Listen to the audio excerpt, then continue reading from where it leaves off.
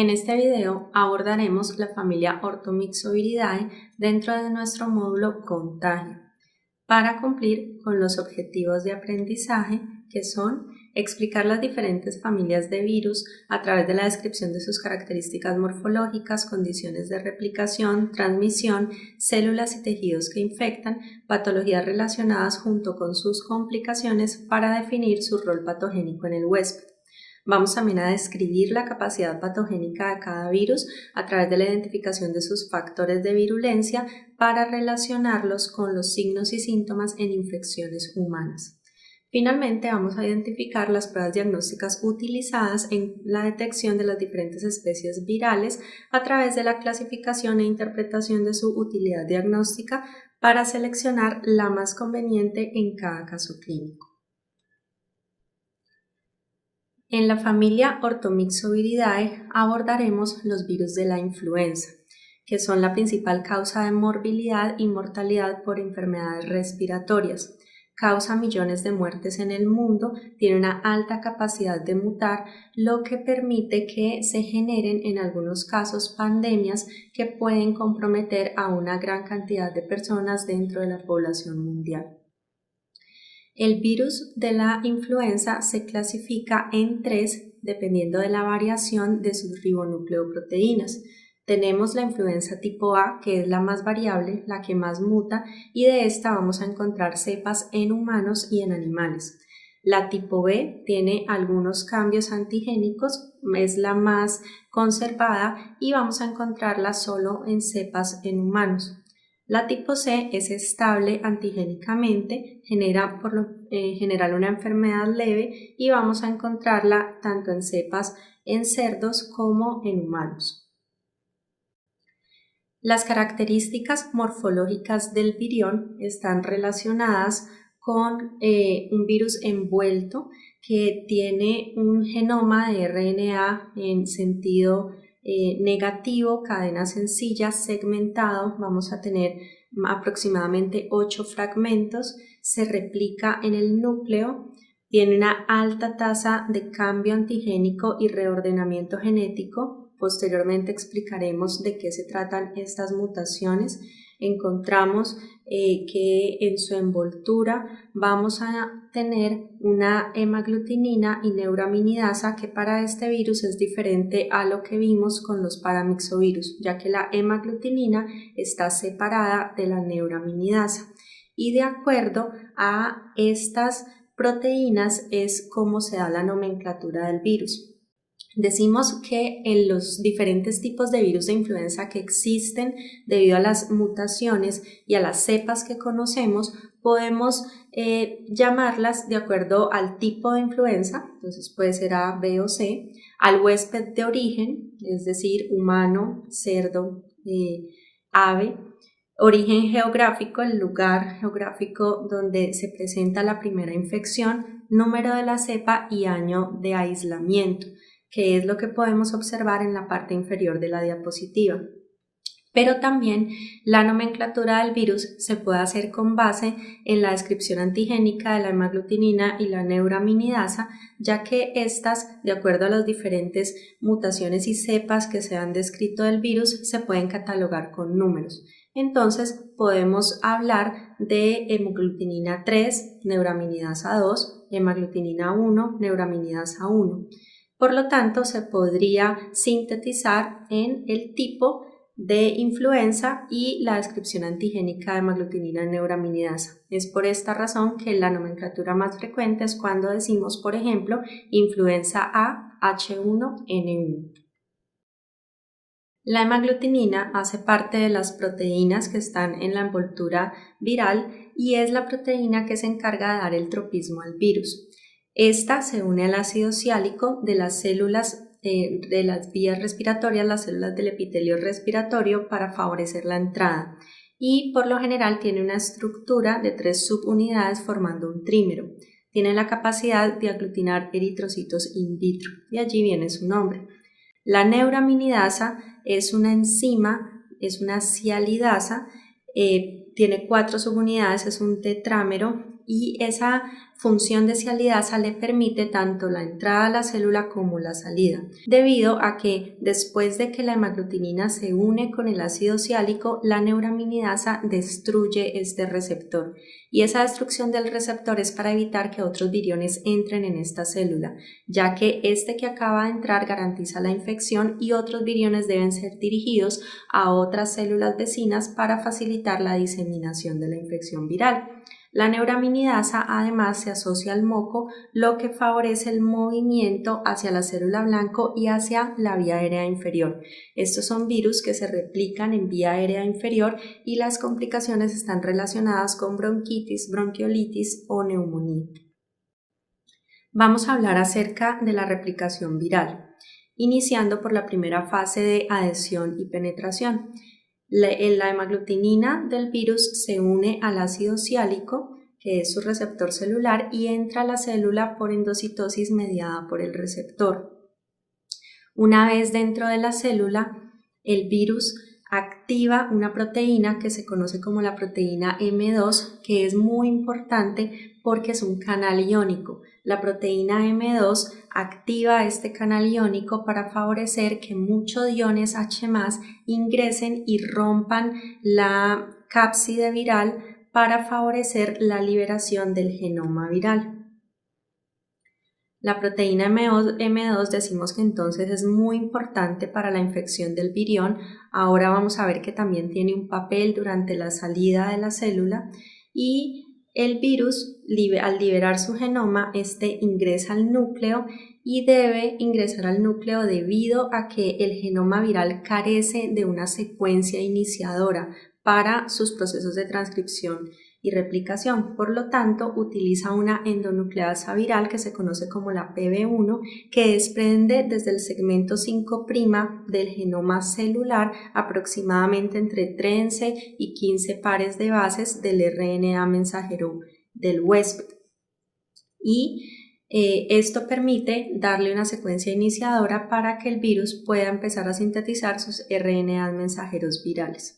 Después de que se da todo ese proceso, ocurre la transcripción, síntesis de proteínas, replicación del genoma viral y posteriormente todos los componentes virales que se están sintetizando van a empezar a ubicarse en ciertos dominios de membrana, específicamente en las balsas lipídicas, donde se van agrupando estos antígenos, y al final entonces se va formando toda la yema, porque el virus, debemos saber, sale por gemación de la célula.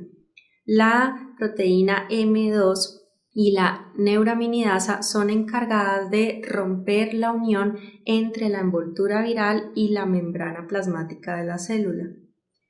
Vemos aquí en esta gráfica cómo todos los componentes virales, las proteínas y los genomas virales recién sintetizados empiezan a ubicarse en estos dominios, empieza a formarse esa yema, y al final la proteína M2, que está simbolizada con el color azul, se encarga de cortar, generando una línea de tensión entre la envoltura y la membrana plasmática para facilitar la liberación del virión, al igual que la enzima sialidasa, la neuraminidasa, que va a cortar esa unión con el ácido siálico, siendo estas dos proteínas muy importantes en ese proceso de liberación del virión. Y decimos entonces que los virus de la influenza son virus que tienen una alta capacidad de mutar. Hay dos tipos de mutaciones. Hay mutaciones que se conocen como desviaciones antigénicas o desviación antigénica, y otra que se conoce como cambio antigénico o salto antigénico. La primera, desviación antigénica, podemos verla en la parte superior de la imagen, y lo que nos está mostrando en la desviación antigénica es que durante los procesos de replicación viral, cuando el virus entra a una célula susceptible y se replica, empieza a mutar algunos pares de bases, lo que va a inducir un cambio en ciertos aminoácidos, principalmente de estas proteínas de superficie, la hemaglutinina, la neuraminidasa. Al cambiar entonces estos aminoácidos, va a generar que los anticuerpos pierdan especificidad. porque recordemos que los anticuerpos tienen una unión llave a cerradura con el antígeno. Si se cambia la secuencia de aminoácidos, la unión va a perder especificidad y entonces no va a haber reconocimiento. Esto va a facilitar las reinfecciones. En la parte inferior vemos el segundo tipo de mutación que se conoce como salto antigénico, cambio antigénico o reordenamiento genético. Esta ocurre cuando un huésped susceptible se infecta con dos tipos de virus de influenza al tiempo. Cuando este huésped se infecta con dos virus de influenza diferentes, estos pueden entrar en una misma célula y dentro del núcleo, después de su proceso de replicación, pueden recombinarse los genomas. Recordemos que este es un virus que tiene un RNA que es segmentado y algunos segmentos pueden, en el proceso de ensamblaje del virus, intercambiarse entre los diferentes viriones que se están ensamblando. Vemos en la imagen el símbolo con uno de los viriones que tiene los genomas originales en azul, el otro los tiene en amarillo y vemos el producto que tiene involucrados en los que son amarillos alguna porción del genoma azul y en el azul alguna porción del genoma amarillo. Esto da lugar a un nuevo virus que se conocen como quimeras y estas mutaciones son causantes de las pandemias que se presentan cada cierto tiempo. Se dice que aproximadamente estas mutaciones ocurren entre 30 y 40 años, lo que genera una diseminación muy rápida por la población y un aumento en los índices de morbilidad y mortalidad debido a que los individuos no tienen experiencia previa con estos nuevos virus y no hay anticuerpos ni inmunidad y va a generar infecciones mucho más complicadas. En cuanto a la transmisión, decimos que es un virus que se transmite por inhalación de aerosoles contaminados, también se puede adquirir por contacto con superficies. Estos virus, recordemos que son muy dependientes de los aerosoles, de las goticas húmedas de saliva o moco y por lo tanto pueden estar en superficies aproximadamente por un tiempo hasta de 6 horas. Una vez ingresa por la vía aérea superior, se disemina rápidamente hacia la vía aérea inferior gracias a la unión de la neuraminidasa con el moco que facilita ese movimiento rápido. Decimos que tiene un periodo de incubación de 2 a 4 días aproximadamente y que una vez inician los síntomas podemos tener una manifestación que puede permanecer hasta por 5 días después. Estos virus también están asociados a manifestaciones febriles. La viremia es poco común, podría presentarse en algunos pacientes inmunocomprometidos donde puede haber un compromiso hacia el sistema nervioso central, pero es poco frecuente ya que las complicaciones principales ocurren en la vía aérea.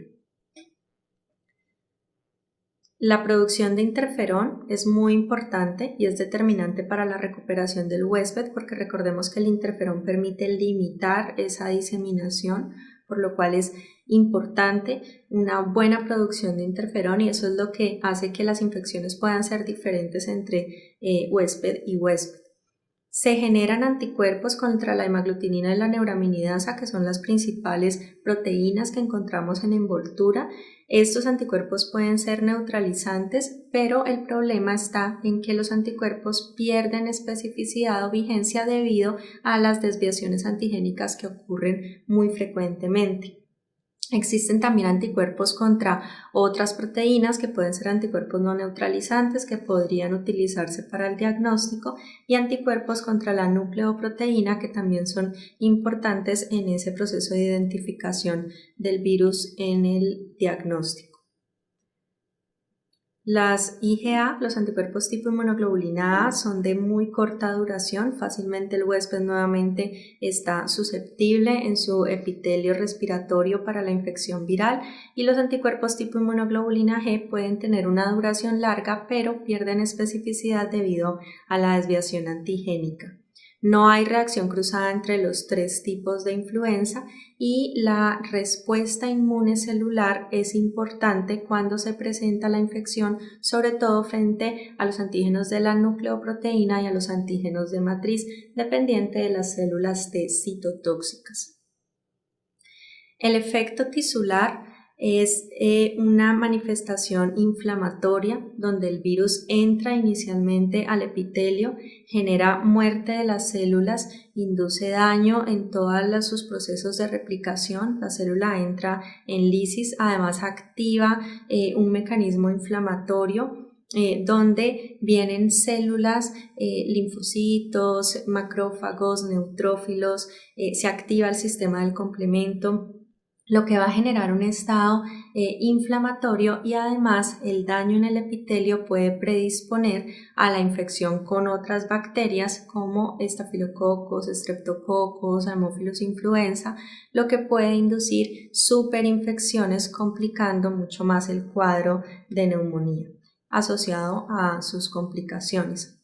Las poblaciones que están más en riesgo son niños pequeños, adultos mayores, pacientes que tienen una enfermedad de base, pacientes con cáncer, diabéticos, hipertensos, pacientes que tienen trasplantes debido a la inmunosupresión del trasplante, pacientes con otras enfermedades u inmunodeficiencias, por ejemplo, inducidas por VIH, y algunos individuos que tienen problemas subyacentes de pulmón. En cuanto a los síntomas frecuentes que vamos a encontrar por la infección por influenza A y B, vamos a tener fiebre con escalofríos que puede durar durante 3 días, tos que puede incluso extenderse hasta 4 semanas después de la infección, cefalea, un aumento en la permeabilidad nasal y en las secreciones nasales por 3 o 4 días, vamos a tener mialgias que pueden incluso también mantenerse hasta por 4 semanas. Recordemos que las mialgias tienen que ver con una activación de la respuesta inmunológica que induce una producción de prostaglandina E2 que puede acumularse en los músculos, y esta acumulación causa dolor y se demora un tiempo en disminuir la acción de estas prostaglandinas. Vamos a tener también síntomas de cansancio, malestar general, y en algunos casos pueden presentarse algunos síntomas gastrointestinales como náuseas, vómitos o diarrea, sobre todo por la sobreactivación de la respuesta inflamatoria y la acción de las citoquinas proinflamatorias sobre el tracto gastrointestinal. En los niños inmunocomprometidos puede ser mucho más complejas las manifestaciones, se pueden presentar neumonías como lo más frecuente. También las neumonías pueden ser no solamente de etiología viral, sino también bacteriana por las superinfecciones, y además el incremento en la producción de moco puede ayudar a la diseminación viral, dada su asociación con el moco. El síndrome de Reye es una complicación que tiene que ver más con el tratamiento farmacológico. En el síndrome de Reye lo que se encuentra es una intoxicación hepática por el tratamiento de manifestaciones virales febriles con ácido acetil salicílico o con otros AINES. Entonces, en los niños o adolescentes menores de 16 años puede empezar a aparecer una encefalopatía que tiene una tasa de mortalidad del 10 al 40%. En el síndrome de Reye vamos a encontrar entonces cambios en el comportamiento del niño, náuseas, cefaleas, trastornos gastrointestinales, empiezan a aparecer parálisis, encefalitis, coma y posteriormente la muerte. En el laboratorio debe tenerse en cuenta algunas manifestaciones que pueden ocurrir como hipoglicemia, elevación de enzimas hepáticas, y es importante ayudas diagnósticas como la tomografía o la resonancia magnética. Recordemos, síndrome de Reye no es complicación de la influenza, sino que es una complicación del tratamiento, y no solo para influenza, sino también para otros virus que inducen manifestaciones febriles. En cuanto al diagnóstico de laboratorio, puede hacerse a través de aislamiento viral, de lavados nasales o frotis faríngeos, pueden cultivarse en células en laboratorio, y estas manifestaciones también pueden observar la hemaglutinación en 5 a 7 días. También pueden hacerse pruebas rápidas a través de células exfoliadas que se analizan por inmunofluorescencia, aunque es una prueba poco sensible porque no se puede específicamente decir cuál es la cepa viral que está infectando al individuo en ese momento. Las serologías o la prueba de anticuerpos puede realizarse y existe una prueba que es la prueba de inhibición de la hemaglutinación que puede hacerse para identificar incluso el tipo de influenza que está presentando el paciente. Es una prueba que se hace a partir del suero del paciente que se pone en contacto con ciertos eritrocitos para observar ese proceso de hemaglutinación. Se ponen en cada pozo de muestra anticuerpos frente a los diferentes tipos de influenza, a las diferentes cepas, y los anticuerpos bloquean de cierta manera la hemaglutinina. Por lo tanto, en el pozo donde no hay hemaglutinación es donde podemos encontrar las pruebas positivas. Existen vacunas para los virus, son vacunas de virus inactivados contra la hemaglutinina y la neuraminidasa, pueden volverse obsoletas rápidamente, requiere cierta vigilancia epidemiológica y una baja respuesta por ser de microorganismos inactivados. Cuando veamos la parte de vacunas entenderemos que en las vacunas de microorganismos inactivados no ocurre una muy buena respuesta celular. Entonces, en resumen, este es un virus de RNA en sentido negativo de cadena sencilla que tiene aproximadamente 8 segmentos envuelto con una cápside icosaédrica que se replica en el núcleo porque no tiene la secuencia iniciadora y la obtiene del RNA mensajero celular. Tiene 3 tipos, siendo la tipo A la que más varía y más mutaciones tiene. Existen 2 tipos de mutaciones, la desviación antigénica y el cambio antigénico. La más frecuente es la desviación antigénica, el cambio antigénico o reordenamiento genético. Decimos que puede ocurrir cada 30 a 40 años. Es causante de infecciones respiratorias en vía aérea inferior, acompañado de fiebre, malestar general e incluso algunas manifestaciones gastrointestinales. Se transmite por aerosoles de pacientes infectados y las complicaciones frecuentes son neumonía o otitis media. Muchas gracias.